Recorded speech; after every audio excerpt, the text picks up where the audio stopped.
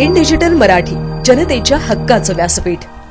उल्हासनगर शहरात सध्या खड्ड्यांचं प्रमाण वाढले असून याचा नाहक त्रास सर्वसाधारण नागरिकांना करावा लागत आहे। उल्हासनगर शहरात सुरू असलेल्या संततधार पावसामुळे उल्हासनगर महानगरपालिका प्रशासनाच्या कामाचा पर्दाफाश झाला आहे। एकीकडे शहरातील नाल्यांची सफाई योग्य पद्धतीने न केल्याने शहर जलमय झाले आहे, तर दुसरीकडे शहरातील रस्त्यावरील खड्ड्यांचं प्रमाण वाढलं आहे। त्यामुळे सर्वसाधारण नागरिकांना याचा त्रास सहन करावा लागत आहे।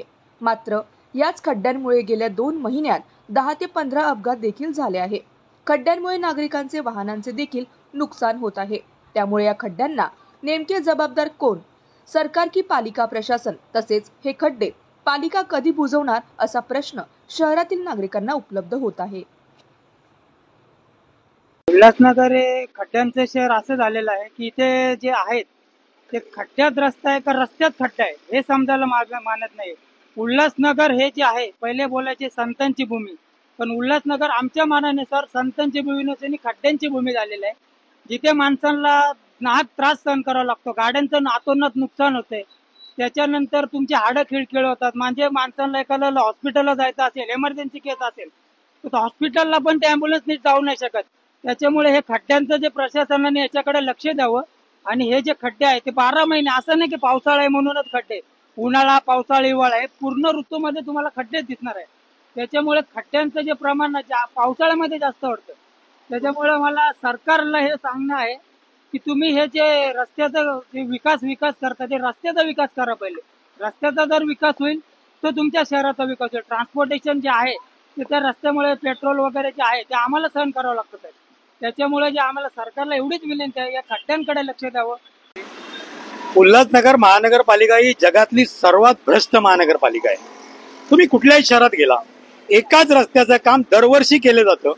आता पहिले 3 वर्षापूर्वी पोर्टल भरायचं आणि खड्डे भरायचा जो टेंडर होतं ते 4 करोडचं होतं, नंतर ते 5 करोड झालं। या वर्षी ते 4 करोड आणि 2 करोड म्हणजे 6 करोडचं हे टेंडर आहे। या 6 करोड मध्ये आता खड्डे भरले जाणार आहेत। परत पुढच्या वर्षी या जीवघेण्या खड्ड्यातनं तुम्हाला प्रवास करायचा आहे। म्हणजे यांनी जर हे काम कॉन्क्रीट केलं किंवा प्रॉपर काम केलं, जर खड्डे पडले नाही तर ठेकेदारांचं आणि अधिकाऱ्यांचं घर चालणार नाहीये। त्याच्यामुळे वारंवार दरवर्षी जेव्हा खड्डे पडतात कमिशन मिळतं, त्या हिशोबाने अनुषंगाने दरवर्षी 1-1, 2-2 करोड टेंडर वाढवलं जातं आणि भ्रष्टाचार केला जातो।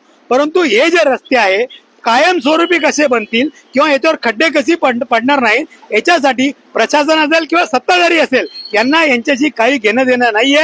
हे खड्डे म्हणजे यांचं उत्पन्नाचं साधन आहे, बाकी दुसरं काही नाहीये। खड्ड्याचं प्रमाण शहरामध्ये वाढलेलं आहे या पावसामध्ये आपण पाहत आहात। आणि परंतु हे खड्डे बुजवण्यासाठी सुद्धा ठेकेदारांची नेमणूक करण्यात आलेली आहे। त्यांनी कामालाही सुरुवात केलेली आहे आणि सध्या पाऊस जास्त असल्यामुळे आपल्याला त्या ठिकाणी डांबर टाकणे शक्य नाही, परंतु जे इतर मटेरियल आहे, कोर्स मेटल आहे किंवा इतर ज्या पद्धती आहेत त्याप्रमाणे खड्डे बुजवायला आपण सुरुवात केलेली आहे। आणि संपूर्ण यंत्रणा आमचे प्रभाग अधिकारी, आमचे PWDचे संपूर्ण अधिकारी वर्ग त्या कामावरती निगराणी करत आहेत।